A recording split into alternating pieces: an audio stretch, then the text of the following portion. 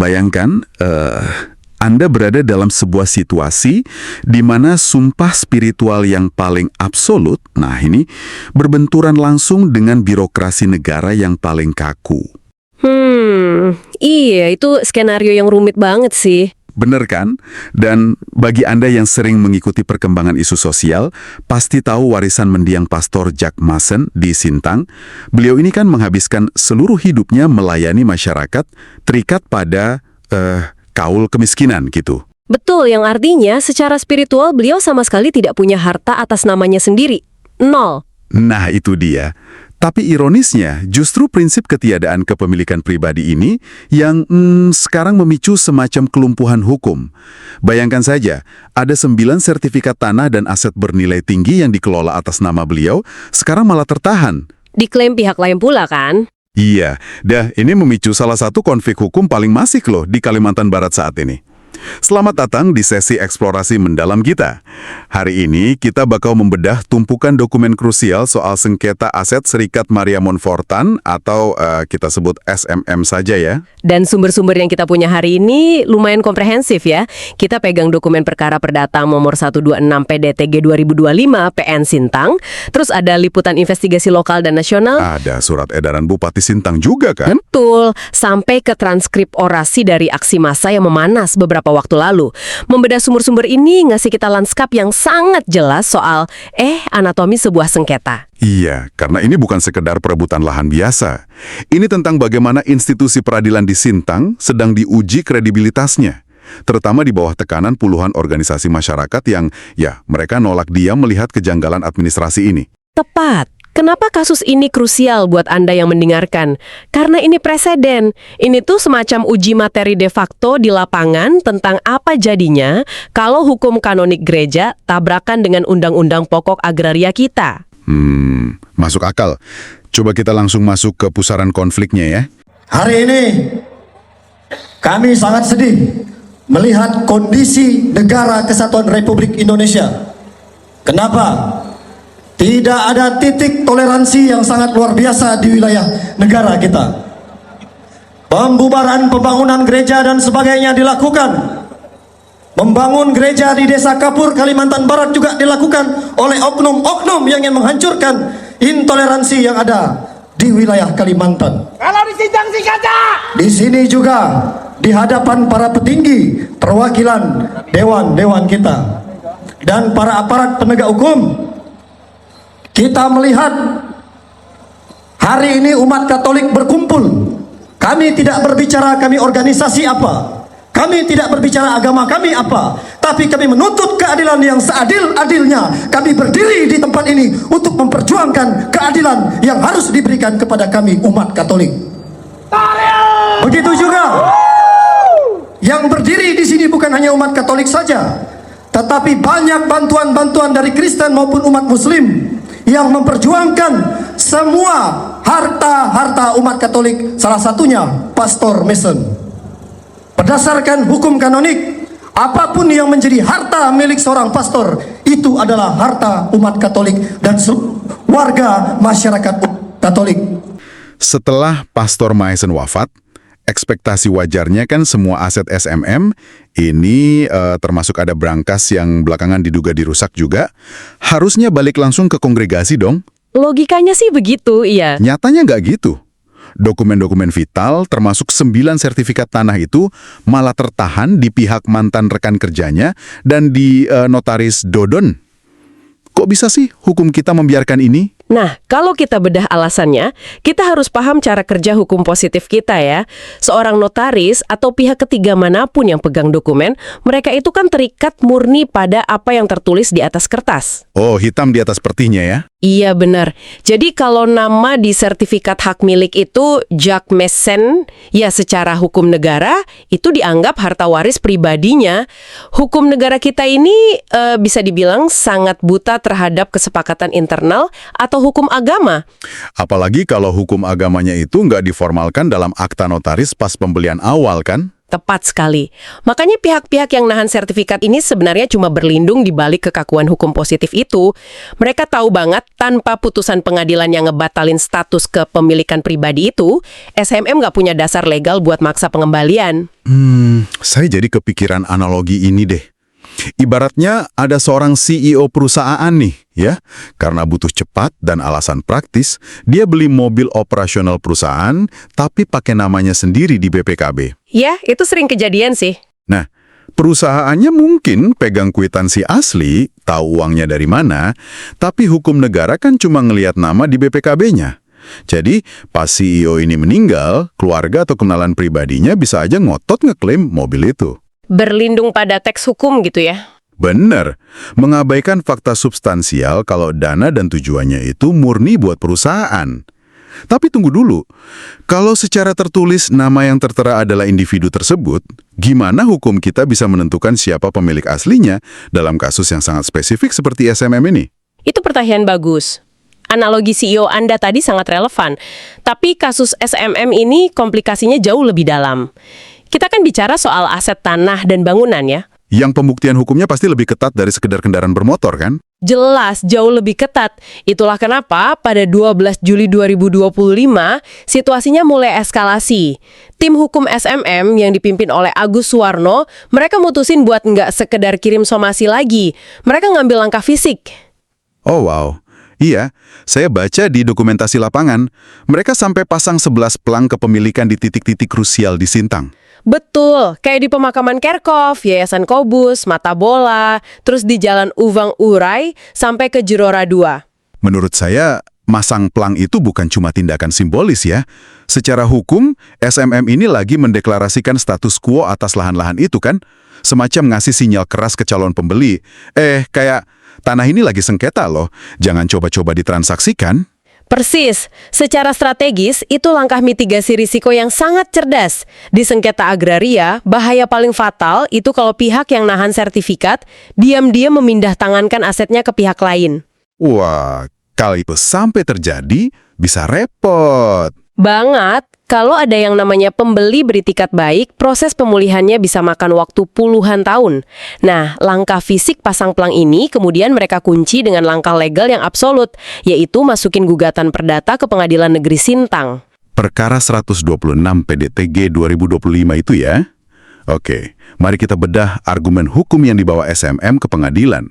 SMM kan berpegang teguh pada hukum kanonik, khususnya kaul kemiskinan tadi. Iya, aturan internal gereja yang mengikat para biarawannya. Logikanya jelas, biarawan nggak punya harta, titik. Di sini letak gesekannya yang sangat menarik buat saya. Sumpah kemiskinan itu kan wilayah hukum agama. Apakah pengadilan sipil di Indonesia bisa begitu aja nerima kaul kemiskinan ini sebagai bukti legal? Disitulah letak pertarungan pembuktian sesungguhnya. Kuasa hukum SMM jelas nggak bisa cuma datang ke ruang sidang bawa buku hukum kanonik. Hakimnya pasti mengagumti material dong. Pasti. Mereka harus bikin konstruksi hukum untuk ngebuktiin kalau Pastor Mason ini cuma bertindak sebagai nomini atau ya sekedar peminjam nama. Mereka harus buka jejak aliran dananya. Maksudnya ngebuktiin uang pembelian tanahnya bukan dari kantong pribadi almarhum. Betul, harus dari kas organisasi. Selain itu, mereka juga harus ngajuin dokumen internal organisasi yang posisinya bisa disetarakan dengan ADART, sebuah badan hukum di Indonesia. Paham.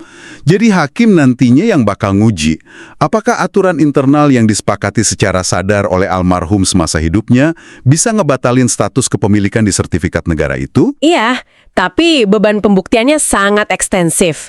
Nggak heran kalau proses perkara 126 ini mandek atau makan waktu sangat lama. Dan kelambatan birokrasi inilah yang kayaknya jadi bensin yang ngebakar kesabaran publik ya. Ketika proses hukum jalannya kayak siput, kecurigaan masyarakat mulai liar. Itu fenomena yang sangat wajar dalam sosiologi hukum sih. Masyarakat kan ngelihat ada jarak yang terlalu lebar antara kebenaran substansial yang mereka tahu, Yaitu tanah itu punya gereja? iya, dengan kebenaran formal yang lagi muter-muter di pengadilan. Akibatnya, masyarakat nyari saluran lain buat menekan sistem. Yang akhirnya bawa kita ke peristiwa meledaknya solidaritas pada Senin 18 Mei 2026. Aliansi Peduli Kemanusiaan yang dikomandoi Petrus Nokan Lonayan menggelar aksi damai dan Long March. Dan ini bukan kelompok kecil loh, ada 25 ormas yang turun ke jalan. Nah, itu dia. Kalau kita analisis daftar organisasinya, ini bukan sekedar mobilisasi umat Katolik saja. Ada Tariu Borneo Bangkuli Rajaknyang, atau TBBR, terus Sabang Merah Borneo, sampai Forum Ketemenggungan Adat Dayak. Semuanya turun berdampingan sama pemuda Katolik. Komposisi massa yang beragam kayak gini tuh ngirim pesan yang sangat kuat ke aparat. Keterlibatan ormas adat Dayak nunjukin kalau sosok Pastor Mason ini punya nilai kultural yang mengakar banget. Iya, melampaui sekat-sekat agama kan? Malah dari transkrip orasi yang kita baca, secara eksplisit disebutin ada dukungan dari umat Muslim dan Kristen Protestan juga. Betul, yang peduli sama keadilan dan toleransi. Menurut saya ini luar biasa, karena ini langsung ngehapus narasi bahwa ini konflik sektarian. Masyarakat Sintang dari berbagai agama bersatu karena satu ketakutan yang sama, ancaman mafia dokumen yang manfaatin celah hukum. Dan taktik mereka juga menarik buat dibahas. Oh iya, taktik mereka sangat terukur. Mereka datang ke Polres, ke Pengadilan Negeri, dan DPRD Sintang. Bawa 5 tuntutan yang intinya minta sertifikat dikembalikan ke SMM dan hakim memutus dengan adil. Yang bikin saya kagum, mereka nggak bertindak anarkis sama sekali. Valentinus Narang dari Pemuda Katolik bahkan bilang mereka masih percaya sama polisi kan? Bener, mereka kayak lagi ngasih dorongan moral yang sangat keras gitu. Tapi pertanyaannya, gimana para pejabat Sintang merespons tekanan massa segede ini tanpa kelihatan memihak? Menjaga keseimbangan antara tuntutan publik dan netralitas hukum itu susah banget. Kita lihat Wakil Ketua PN Sintang, Yuniar Yuda Himawan.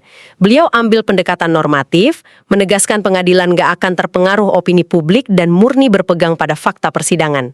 Jawaban yang sangat textbook ya, tapi emang cuma itu yang etis diucapkan oleh hakim kan? Iya, di sisi lain kepolisian punya dilemanya sendiri. Kapolres Sintang, AKBP Sani Handitio, beliau nyambut baik dukungan moral ini, tapi beliau juga jujur soal tantangan teknisnya. Soal jeda waktu laporannya yang lama itu ya? Persis.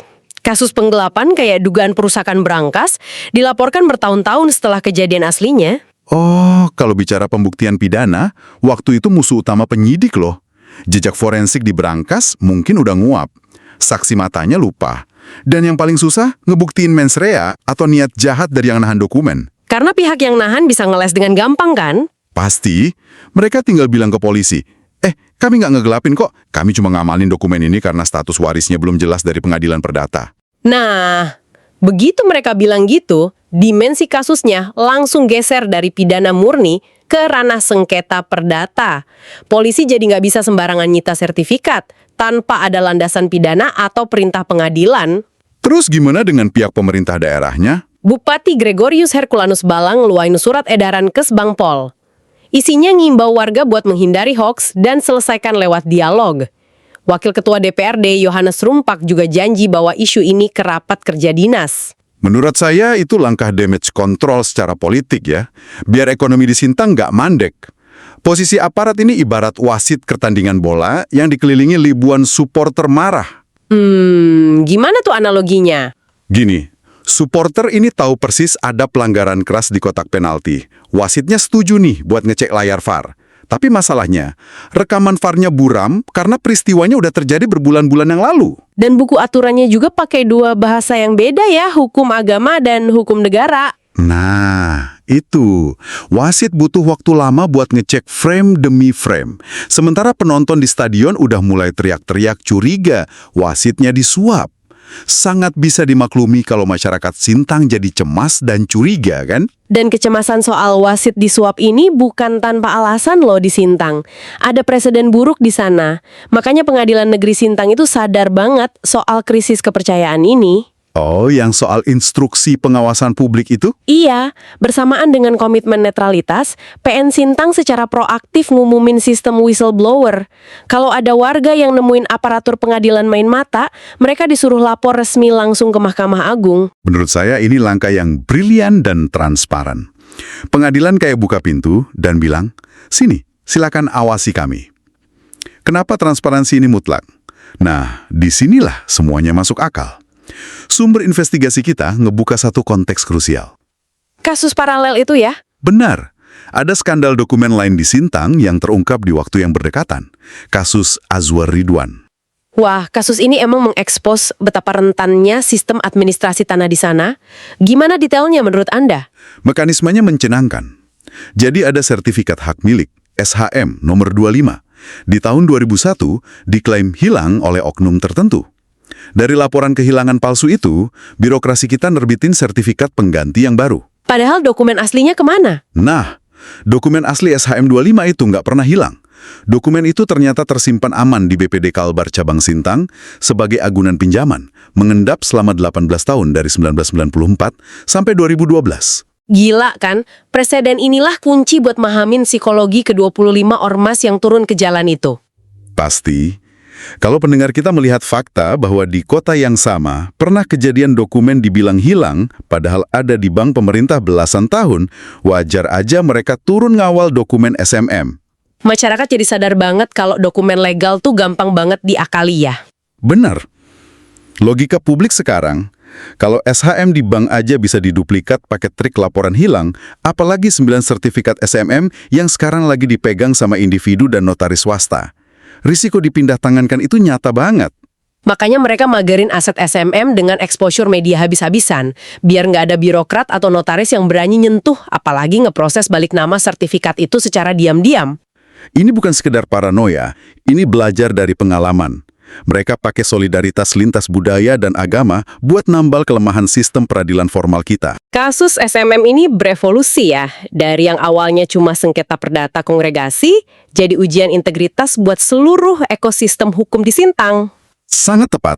Kita udah melacak dari awal ya, betapa rapuhnya garis antara keadilan substansial dengan prosedur hukum yang kaku. Dedikasi puluhan tahun Pastor Maesen jadi tersandra formalitas. Dan celah sinkronisasi antara hukum positif dan hukum kanonik ini benar-benar dimanfaatkan. Tapi untungnya, rekam jejak buruk soal tarah di Sintang malah mancing lahirnya gerakan akar rumput yang luar biasa persisten. Kalau kita harus tarik satu kesimpulan besar dari semua ini, apa takeaway utamanya? Takeaway-nya adalah keadilan itu nggak bisa berjalan otomatis. Hukum perdata kita menuntut keaktifan. Tanpa gugatan dari tim Pak Agus Suwarno, dan tanpa pressure punggan ormas itu, 9 sertifikat ini mungkin selamanya bakal ngegantung statusnya. Atau yang lebih parah, lenyap beralih tangan. Dan ini menyisakan satu pemikiran provokatif ya, untuk Anda renungkan. Sengketa peninggalan Pastor Maesen ini memotret jelas titik lemah arsitektur hukum Indonesia dalam mengakomodasi realitas spiritual. Setuju. Ketika sistem hukum modern yang sangat berbantung pada nama di atas kertas tabrakan dengan nilai pengabdian absolut seorang tokoh agama. Mungkinkah kasus Sintang ini bakal memaksa hukum kita buat melahirkan aturan atau jurisprudensi baru? Semacam lex spesialis gitu? Aturan khusus buat mendaftarkan aset komunitas spiritual? Iya, supaya ke depannya niat baik dan dedikasi tokoh lintas agama tuh nggak lagi dikhianati oleh selembar kertas sertifikat. Pikirkanlah hal itu. Betungkat ke adat basa, berpegai ke pengatur perkara. Saya, Petrus Sabang Merah, petinggi Sabang Merah Borneo, dan sebagai umat Katolik yang ada di Kabupaten Sintang. Saya sebagai umat Katolik di Kabupaten Sintang merasakan kekecewaan yang sangat mendalam berkaitan dengan permasalahan yang ada di Kobus atau di SMM Kabupaten Sintang. Saya meminta Saudara Dudung selaku Ketua SOC untuk mengembalikan aset-aset Pastor Maesen di SMM. Karena Pastor Maesen adalah bagian dari kami umat Katolik. Jika Anda tidak mengembalikan aset-aset tersebut dalam waktu dekat ini, Anda akan berurusan dengan saya dan nyawa Anda menjadi taruhannya. Ingat, siapapun yang berada, baik di belakang maupun di depan, Saudara Dudung, kalian semua akan berurusan bersama kami dan bersama orang-orang saya, serta akan berurusan dengan umat Katolik yang ada di Kabupaten Sintang. Mohon diindahkan dan mohon dikembalikan aset-aset kami sebagai umat Katolik yang ada di SMM. Jika Anda tidak mendengarkan hal ini, Anda akan membuat peristiwa yang besar di Kabupaten Sintang. Ingat dan camkan itu. Agi hidup, agi ngelaban. Dan terima kasih sudah meluangkan waktu menyelami kerumitan ini bersama kami. Ya, sampai jumpa di penjelajahan fakta kita yang berikutnya.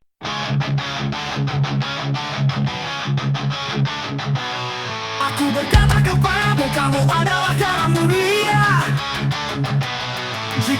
menjadi tawar dengan apa ia diasingkan. Tidak ada gunanya lagi saing dibuang dan diinjak orang. Garamilah dalam dirimu dan hidup damai dengan orang lain.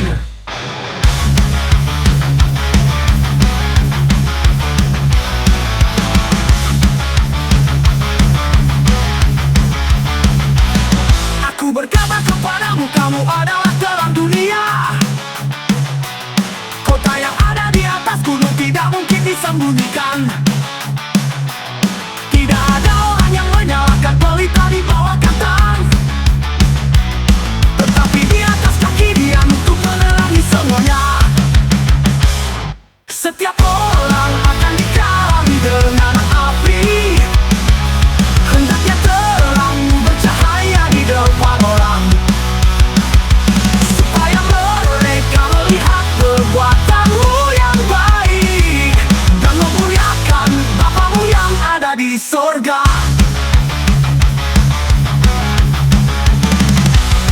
Aku berkata kepadamu, kamu adalah garam dunia. Jika garam menjadi tawar, dengan apa ia diasingkan? Tidak ada gunanya lagi saing dibuang dan diinjak orang. Garamilah dalam dirimu dan hidup damai dengan orang lain.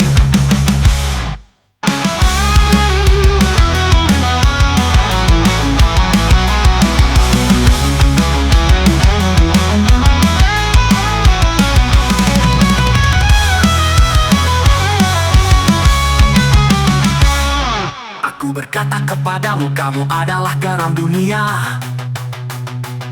Jika garam menjadi tawar, dengan apa ia diasingkan? Tidak ada gunanya lagi saing dibuang dan diinjak orang. Garamilah dalam dirimu dan hidup damai dengan orang lain.